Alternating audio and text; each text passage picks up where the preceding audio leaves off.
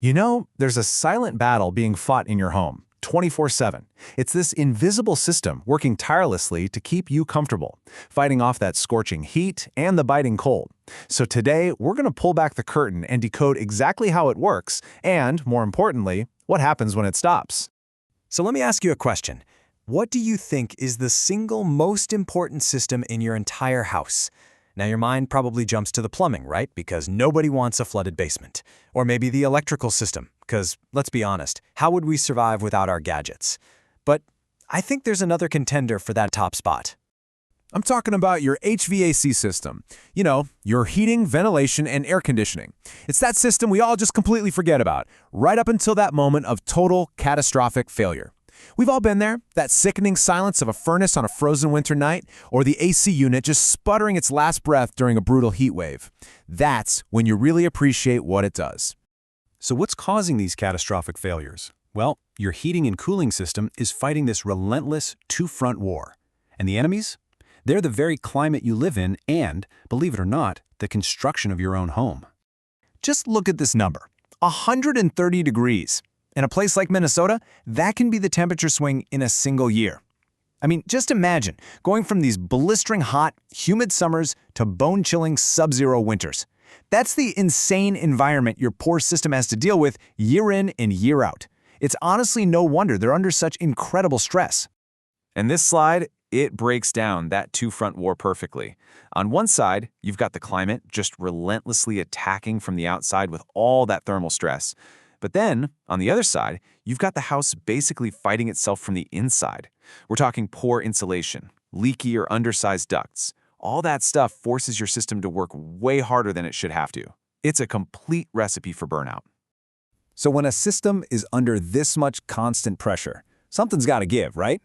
But what is it that actually breaks? Let's take a look at the anatomy of a failure and see exactly where this battle is usually lost. Okay, here are the usual suspects. A cracked heat exchanger? That is seriously dangerous. It can leak toxic gases right into your home.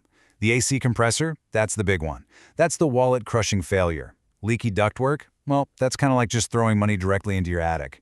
And, of course, faulty electronics can make the whole system go completely haywire. Yeah, none of these are good news. This chart really puts it all into perspective. I mean, look, a blower motor might be a manageable repair, but look at the AC compressor, way over on the right. It's often so expensive that it single-handedly pushes the whole system into retirement.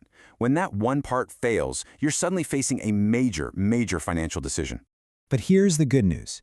When you're facing that decision, you don't have to just guess. There is a professional playbook that can help you decide what to do next, and honestly, it's surprisingly simple. It's called the $5,000 rule, and this isn't just some random number they pulled out of a hat. It's a simple but really powerful guideline that the pros use to help you figure out when it's time to stop sinking money into an old system and just invest in a new one. And here is the formula. It's easy. You just multiply the cost of the repair by the age of your system. If that number is greater than $5,000, it's probably time to replace. So for example, a $400 repair on a 15-year-old furnace, well, that gets you $6,000. That's a super clear signal that you're way better off investing in a new system than just patching up the old one again. Okay, so if you do decide to replace your system, this next part is absolutely crucial. You have to insist on what's called a manual J calculation. This is the real deal scientific way to size a new system perfectly for your home. It looks at everything, your insulation, your windows, the whole layout. Any contractor who just kind of eyeballs it and uses a rule of thumb, they're setting you up for failure. Insist on the math. It really matters. All these tools, the $5,000 rule, the manual J calculation, they're all about making a smart move. They help you shift from being reactive, just waiting for a breakdown, to being proactive and actually in control of the situation. And it all comes down to this core idea right here. The goal shouldn't be just fixing problems as they explode. No, the real win is preventing them from happening in the first place. It's all about being strategic with your maintenance and your planning. So when you do have to call a pro, what should you expect? Well, a quality service call looks like this. They dispatch someone quickly, they do a super thorough diagnosis, and they give you a clear price before they start any work. Then they test everything after the repair to make absolutely sure it's done right. No surprises, no hidden fees, just solutions. And when you put it all together, you get a much smarter life cycle for your system. It all starts with a proper installation using that manual J calculation. Then, for the first decade or so, it's just about simple annual maintenance. After that, as it gets older, you start using the $5,000 rule to make smart repair decisions. It all leads to a planned, proactive replacement, not some panicked middle-of-the-night emergency. Which leaves us with this final thought. When you understand the forces at play, and you have a playbook to follow, you can stop seeing your HVAC system as this ticking time bomb of an expense.